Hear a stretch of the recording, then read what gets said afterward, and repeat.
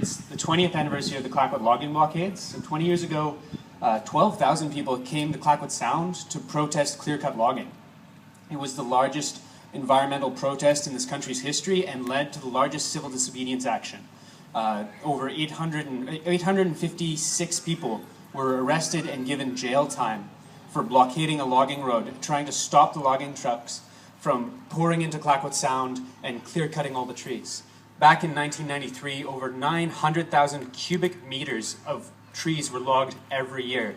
Today we're down to just under 150,000 cubic meters a year. And we're looking at, in the next 5 to 10 years, really protecting a huge amount of the remaining old growth here in Clayoquot Sound. Back in 92, 93, our actions inspired a songwriter called Bossin, and he's here tonight to share with us some of his music. So I'd like to welcome him to the stage. Paul Bossin. He's riding in his boat.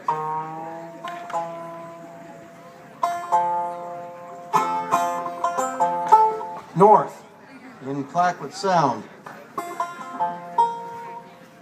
He gets to a narrow neck of water on his way to the Meejan River, and all of a sudden, kaboom, there's a great explosion. Rocks falling into the sea all around the boat. He turns around, gets the hell out of there, goes back, goes to the Friends of Clayoquot Sound. What's going on? Says they're blasting up in Sulphur Pass. Adrian Dorst, Valerie Langer, who had just arrived in Tofino. Valerie had, Adrian had been around. Hop in a boat, go up, and sure enough, they're blasting. They're building a road up along Sulphur Pass to allow them to log the Meejan. So quickly a meeting was held, and a whole bunch of people said, well, what can we do? Well, one thing they could do was you can't blast if there's people in the area, so they decided to have a naval blockade. A whole bunch of people started going up in small boats, and the crews couldn't blast because they had the people in the boats. And then C.J. Hinkey pitched a tent right on the roadside. More people pitched tents and put up signs, and this was going on in the summer of 1988. Well, I was in Vancouver, kind of wishing I was here, and one day I was just fooling with a banjo and played something like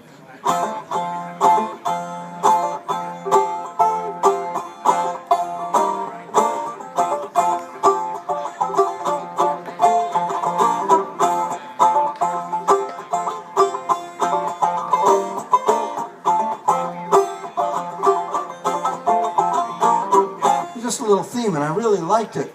But I don't write music, so I had to figure out some way to keep that rhythm in my mind. So I said the first thing that came to mind, which is, come you bold men of Clayoquot.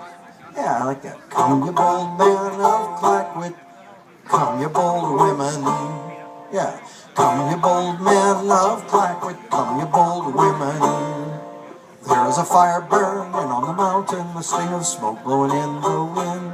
So I thought, okay, that's the beginning of something, and I started to write this invitation to come up to the blockade at Sulphur Passage. But the trouble is I write really slow, and by the time I was done, everybody had gone home, the protesters, the loggers, it was winter. But people continued to sing it through the ensuing blockades. And then, of course, there were all the arrests in 1993, which this is celebrating, or not celebrating the arrests, but celebrating the very successful effort. And those trials were happening, the sentences were getting handed down in 1994 when I finally went to record. And so I called up musicians I knew, and everybody was pissed off, and it was just terrible. And they all said, yeah, we'll come and sing. So we got a whole bunch of great musicians to come and sing, and my friend Nettie Wild, who's here, who's a filmmaker, said, look, if you can provide money for the film stock and the sushi, I'll get my camera crew. And they came and they shot a video, and it's a wonderful video. We can't show it out here tonight, but it's on YouTube under the name Sulphur Passage. It's worth looking up.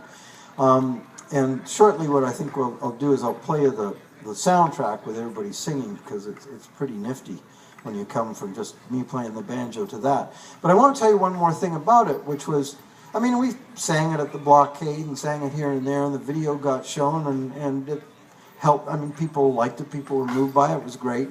But it was years later that I was talking to Sephora Berman, and she explained, you see, by 95, 96 maybe, the government of BC, unfortunately an NDP government, how embarrassing, absolutely refused to move. And so the friends and various people said, all right, look, if the government won't move, let's start, what can we do? And they decided they'd talk to McMillan Bodell, the logging company's customers, and get them to ask questions, because, you know, did Pacific Bell want Greenpeace protesters hanging from their building because their phone books are made from old growth timber from Clayoquot Sound?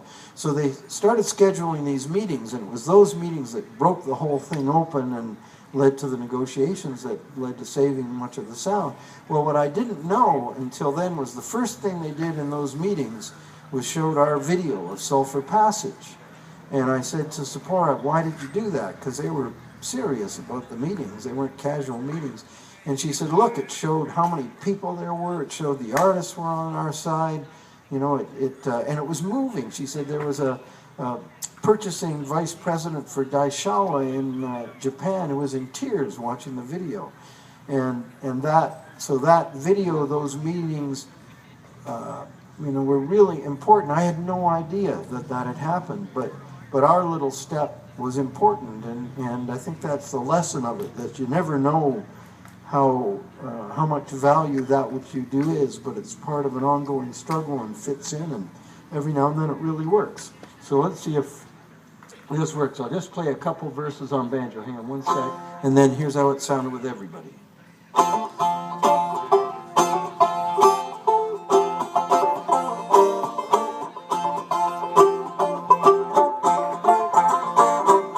Come, you bold men of Clayoquot, come, you bold women.